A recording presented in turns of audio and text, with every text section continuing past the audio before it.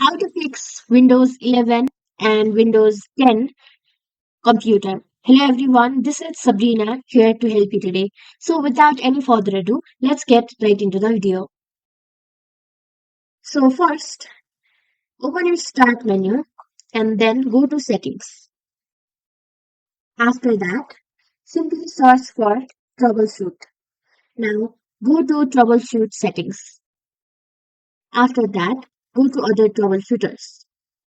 Now run a troubleshoot and then the problem that your computer is facing will appear over there. Now do some backup research and then find what will fix your troubleshoot. Sometimes the fix will also be given by your computer itself. So that's how you do it. Thank you for watching this video. Make sure to like, share and subscribe to our YouTube channel. If you got any questions, comment them down and I'll catch you in the next one.